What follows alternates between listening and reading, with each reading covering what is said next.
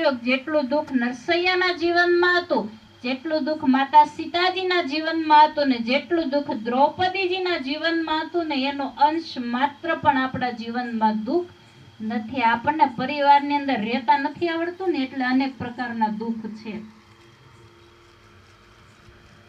મનને અનુકૂળ પરિસ્થિતિ હોય તો આપણા માટે સુખ છે અને મનને પ્રતિકૂળ વાતાવરણ બની જાય તો આપણા માટે દુઃખ છે. પણ અહીંયા રાજાવદરમાં એવું ક્યાંય છે. કેટલા સરસ મજાના બધા ભાઈઓ હારે આખા ઘરના બધા સાથે ઓસરીમાં જમે, સાથે બેસીને ભોજન કરે. આવું વાતાવરણ હવે ક્યાંય જોવા મળતું નથી. અમે તો આ 90 ગામડા ફરું લ્યો, ભાવનગર જિલ્લાના 90 ગામડા ફરું, એમાં રાજાવદર ગામ એવું છે કે અહીંયા 4-5 ભાઈઓ જેટલા છે બધા એક ઓસરીએ જ્યારે સાધુ સંતો આવે ઘરે એટલે બધા આ 4 થી 5 વાર જમી આવી રીતના બધા સાથે. તો પરિવારની અંદર જ્યારે આપસમાં પ્રેમ હોય ને એટલે મન પણ પ્રસન્ન રહે છે. પણ મનમાં બીજા પ્રત્યે વિખવાદ હોય, દુર્ભાવના હોય તો નથી પોતે શાંતિથી રહી શકતા કે નથી સાથે વાળા પણ શાંતિથી રહી શકતા. તો એવા મનને સ્વચ્છ કરવા માટે અને એવા વિચારોને શુદ્ધ કરવા માટે ગુરુના સાનિધ્યમાં બેસવું બહુ જરૂરી છે. જીવ જ્યારે વારે વારે ગુરુ અને સંતોના સંગમાં બેસે છે ને તો કેવું જીવન બનાવવું, કેવી વાણી હોવી જોઈએ, કેવું વ્યવહાર હોવો જોઈએ, કેવું વર્તન હોવું જોઈએ માણસને ખબર પડે. બાકી જાનવરની જેમ તો દરેક જીવ જીવે જ છે. ખાઈ પી ધંધા બિઝનેસ કરી પરિવારનું ભરણ પોષણ કરવું, બાળ બચ્ચાને મોટા કરવા, આટલું કાર્ય તો પશુ પક્ષીઓએ કરે. ઈ પોતાના બચ્ચા માટે દાણા વીણીને લાવે છે, ઈ એનું ઘર બનાવે છે. અને એટલું જ એક માણસ બનાવતો હોય તો એક પશુ અને એક માણસમાં કોઈ વધારે ફરક નથી. પણ ઈશ્વરે આ હરિગુણ ગાવા માટે તન આપ્યું છે, સાધના કરવા માટે ઈશ્વરે તન આપ્યું છે, જીવતા જ મોક્ષને પ્રાપ્ત કરવા માટે આ માનવ દેહ આપ્યો છે. તો આમાં ભક્તિનું નાણું ભેગું કરજો. સંસારનું કરો, જીવવા માટે રોટી, કપડા અને મકાન આ 3 વસ્તુની જરૂર પડે છે, કરો, કોઈ ના નથી. પણ જે કરવા માટે આવ્યા છો એને ભૂલવાનું નથી. જનાબાઈની ભક્તિ એવી હતી કે એનો કેસ છે ને જાય છે કોર્ટમાં, અને કેસ શેના માટે કર્યો ખબર? છાણા માટે. એના વાડામાંથી છાણા ચોરાઈ ગયા. જનાબાએ કેસ કર્યો કે મારા છાણા ચોરાઈ ગયા. હવે કઈક વસ્તુ ચોરાઈ ગઈ હોય તો કઈક કરીએ કે હવે છાણામાં કેમ ખબર પડે? દાગીના ખોવાઈ ગયા હોય તો કઈક આપણે નિશાની બતાવી શકીએ, પણ છાણા ચોરાઈ ગયા છે. કોર્ટમાં કેસ ગયો છે. પ્રશ્ન ઉઠ્યો કે જનાબાઈ ખબર કેમ પડે કે આ છાણા તમારા? છાણા તો બધાયના એક સરખા જ હોય, આમાં કેમ ખબર પડે કે આ છાણા તમારા? ત્યારે કોર્ટની વચ્ચે જનાબાઈ એમ કે છે કે કાને રાખજો, અને જે છાણામાંથી વિઠ્ઠલ વિઠ્ઠલનો અવાજ આવે ને સમજી લેવાનો કે આ છાણું જનાનું છે. કેટલો તગડો વિશ્વાસ! તમે વિચાર તો કરો. આપણે તો સાંભળીએ છીએ, એ લોકો જીવન જીવીને ગયા, આવી ભક્તિ કરીને ગયા, જગતના લોકોને ચેલેન્જ મારી દીધી કે જે છાણામાંથી વિઠ્ઠલનો અવાજ આવે ને એ છાણું મારું છે. એ કેવું અખંડ સુમિરણ હશે! સાધના એની રૂવે ને રૂવાડીએ એની એટલી સાધના કે પદાર્થને સ્પર્શ કરે અને ત્યાં નામ પ્રગટ થાય. એ નામ બીજ આપણા હૃદયની અંદર છે. સદગુરુ મહારાજ પૂરણ સદગુરુનો ભેટો થાય અને એના આશીર્વાદ પ્રાપ્ત થાય ને ત્યારે જીવાત્મા પોતાના શ્વાસોની અંદર અવ્યક્ત ભાષાતીત, ભાષામાં આવતું નથી, જે પરાવાણીનો વિષય છે એવો નામ મંત્રનો જાપ કરી અને પદાર્થને સિદ્ધ પ્રાપ્ત કરે છે. અનેક પ્રકારની સિદ્ધિઓને એ જીવાત્મા પ્રાપ્ત કરી લે છે. આટલો શક્તિશાળી એક માણસને બતાવ્યો છે. તો આવી સાધના એને કરી. સખુબાઈ યાત્રા કરવા માટે જાય છે અને ભગવાન એના ઘરના કામ કરે છે. વાછીદા કર્યા, ઘરે જઈને રસોઈ બનાવી, સાસુ સસરાના પગ દબાવ્યા, ઈશ્વરને જો આટલું ઝૂકવું પડતું હોય તો એને કેટલો આનંદ આવતો હશે. ભક્તિ તો પરમાત્મા કરતા પણ મોટી છે. જો લાયકાત એક ભક્તની અંદર આવી જાય તો ભગવાન રાજી ખુશીથી એ ભક્તના કામ કરવા માટે એ આવે છે. એને આનંદ મળે છે, એને ખુશી થાય છે કે હું મારા ભક્તની સેવા કરવા માટે ગયો, મને મારા ભક્તની સેવા કરવાનો લાભ પ્રાપ્ત થયો. તો મારે તમને એટલું જ કહેવું છે કે સંસારની અંદર જે મીરાબાઈ થયા, સખુબાઈ થયા, સહજોબાઈ થયા, જનાબાઈ કે શબરીબાઈ કે નરસિંહ મહેતા કે ગોરા કુંભાર, આ બધા દેવ હતા કે આપણી જેમ માણસ જ હતા? હાલો બોલો, પછી હું આગળ બોલું. માણસ જ હતા, આપણી જેમ જ. આપણી જેમ જ. આ બે આંખો ને એને બે આંખો હતી, આપણે બે પગ એને બે પગ, આપણે બે હાથ એને બે હાથ, આપણે એક મન એને એક મન, બધું સેમ ટુ સેમ એક સરખું હતું. તો એ માણસ થઈને આટલે સુધી એને યાત્રા કરી, તો આપણે માણસ થઈને કેમ ન કરીએ? ફરક એટલો છે કે આપણે માયકાંગલા બનીને બેસી ગયા છે કે અમારાથી કાંઈ થાય નહીં, અમે ગ્રહસ્થી જીવડા, અમારાથી ના થાય ને, અમને ટાઈમ મળતો નથી, અમને આમાં કાંઈ, નકરા રોદણા રોવામાં જ આપણે રહીએ, બીજું કાંઈ આપણાથી થતું નથી. હાન થઈને ત્યાં હોવાર કહી દે મરી ગયા, તોય જીવતો હોય.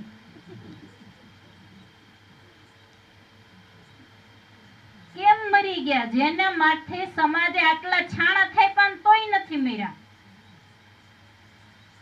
એના મુખમાંથી એક વાર પણ એવું વાક્ય નથી નીકળ્યું કે અમે મરી ગયા, અમે મરી ગયા.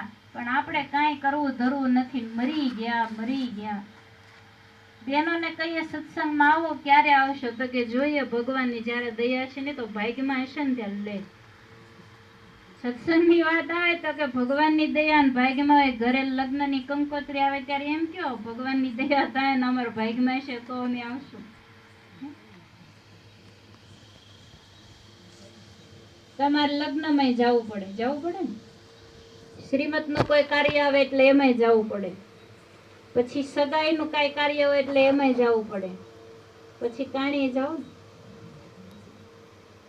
દાડામાંય જાઓ, બધી જગ્યાએ જવું પડે. પણ એટલું યાદ રાખજો કે આ બધા કામ છોડીને એકવાર હરિના ધામમાં જવાનું.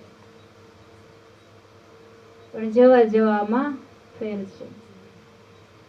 मरना सब कहे, मरना न जाने कोई, एक बार ऐसा मरो कि बार बार मरना न होय. મરી જવાના બધાને ખબર છે કે આયનું બધું છોડીને જવાનું નથી. મકાન હારે આવવાનું નથી, પરિવારના કોઈ સાથ આપવાના નથી, આયનું ધન કામ આવવાનું. અને એક દિવસ બધાને અહીંથી જાવું તો બધાય કે મરવું, બધાય કે પણ ક્યાં જાશો? ઠામ નહીં, ઠેકાણું નહીં, એડ્રેસ નહીં, ને જશો ક્યાં? એક બાર એસા મરો, બાર બાર મરના ન હોય. અરે મરવું જ હોય ને તો એવી રીતે મરી જાવ કે બીજી વાર જન્મ જ ન થાય. કબીરદાસજીને કીધું કે મહારાજ એ બતાવો કે મરેલો કોને કહેવાય? એક વ્યક્તિએ કીધું કે આ દેહમાંથી આત્મા જુદો પડી જાય અને ખોળિયું પડ્યું રહે એને મરેલો કહેવાય. કબીરદાસજી કે તો કૂતરામાંથી ને નીકળી જાય ને પછી રાખે કોઈ ઘરમાં? ગમે એટલો પાળેલો હોય ને ગમે એટલો પ્રેમથી ઘરમાં રાખતા હોય, એક તો ગધેડામાંથી ને નીકળી જાય, અને એવી આત્મા તો ભેંસમાંથી ને નીકળી જાય. તો આ તો એક સ્વાભાવિક પ્રક્રિયા છે. અવધિ પૂરી થાય એટલે ખોળિયામાંથી આત્મા નીકળી જાય, એ તો આ દેહની સ્વાભાવિક પ્રક્રિયા છે.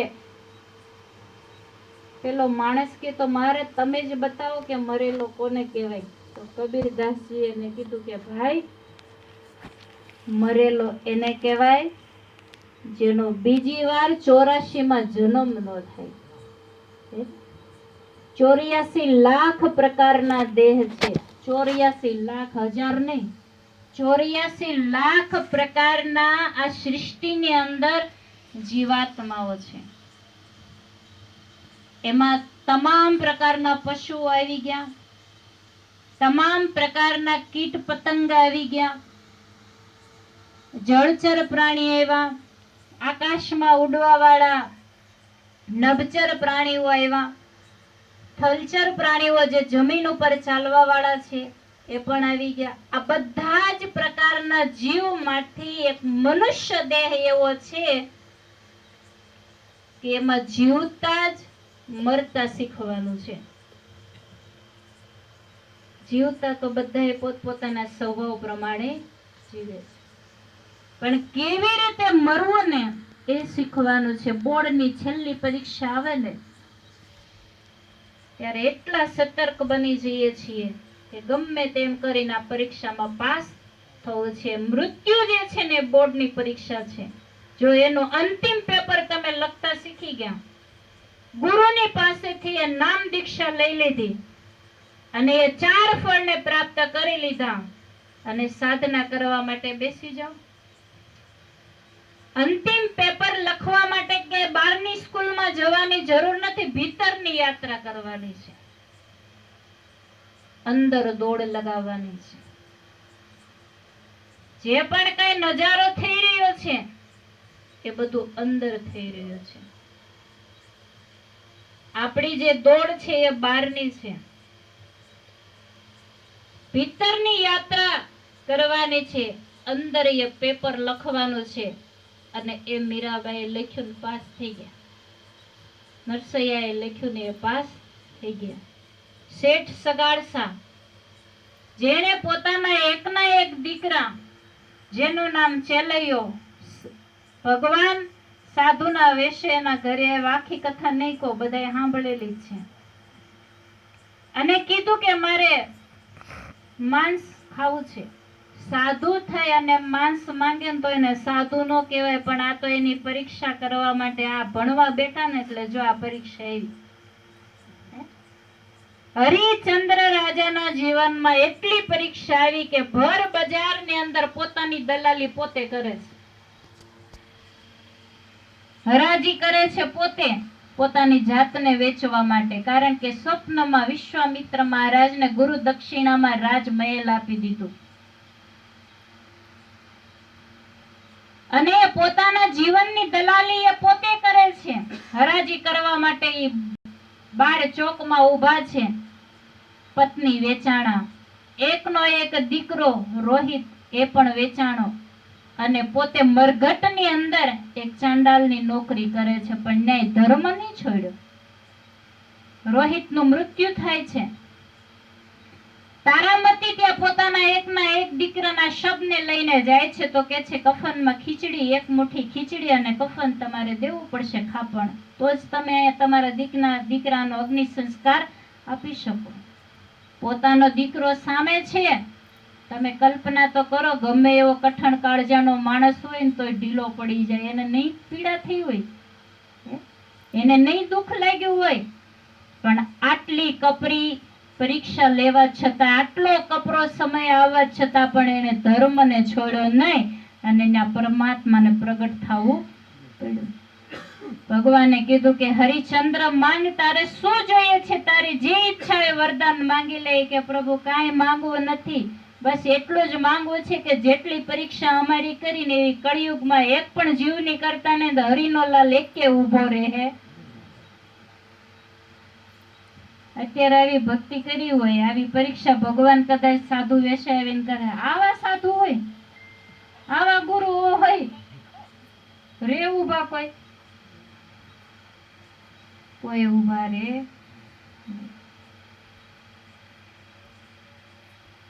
પણ અહીંયા શેઠ સગાડસાના ઘરે ભગવાન આવ્યા છે સાધુનું રૂપ લઈ અને કીધું મારે માંસ ખાવું. એકનો એક દીકરો કુંવર ચેલૈયો ખાંડણીએ ખાંડીને ખવડાવી નાખ્યો. તો ત્યાં ભગવાનને સજીવન કરવા માટે આવવું પડ્યું. તો કહેવાનો ભાવ એ છે કે ભક્તિના માર્ગની અંદર તમે એક કદમ હાલશો તો પગલે ને પગલે તમને કાંટાએ વાગશે, દુઃખ લાગશે, પણ ઈશ્વર હંમેશા સાથે રહે છે. ક્યારે ભક્તિ છોડવાની નથી. ગમે એવું દુઃખ આવે તો આપણે સંસારના કામ છોડીએ, છે. ગમે એટલું આપણે બીમાર પડ્યા હોઈએ, તાવ આવતો હોય તો આપણે ખાવાનું છોડીએ?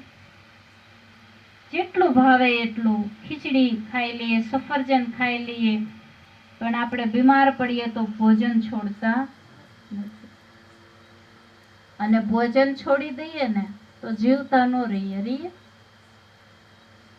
કારણ કે આ શરીરની અંદર જ્યાં સુધી તમે ભોજન ન નાખો ને ત્યાં સુધી એ શક્તિવાન થાય જ નહીં. આ રોડ ઉપર જેટલી ગાડીઓ હાલે છે ને એને ખવડાવવું પડે છે. ખવડાવવું પડે ને, શું ખાય? હા, ડીઝલે ખાય હો. અમારી ડીઝલ ખાય છે, આપી દેજો ભાડું. જમીન ઉપર જેટલી ગાડીઓ હાલે છે, પછી એ 4 વ્હીલ હોય કે 2 વ્હીલ હોય કે પછી માણસ હોય, બધાયને ખોરાકની જરૂર પડે. ડીઝલ અને પેટ્રોલ ગાડીઓમાં ન નાખો ને તો ત્યાં ઊભી રહી જાય ને, પછી દોડા બાંધીને લઈ જવી પડે. અને આ 2 પગ વાળી જે આ ગાડી છે, માનો 3 રૂપી ગાડી છે. આમાં દાળ ભાત શાક રોટલી ચૂરમાના લાડવા, આજે તો બધા 2 ને 3 દાબીને બેઠા છે. આને દાળ ભાત શાક રોટલી નો આપો તો આ શરીર જીવતું રે નહીં. સંતો એમ કે છે કે ભોજન નહીં કરો ને તો જીવતા નહીં રહો, અને ભજન નહીં કરો ને તો દુનિયામાં ક્યાંય ના નહીં રહો. એટલે નક્કી કરો શું કરવું છે. ભજન કરવું છે તો હાલો, પાછળની સીટ આખી ખાલી જ છે. 1-2 નીકળો રાજાવદર માંથી.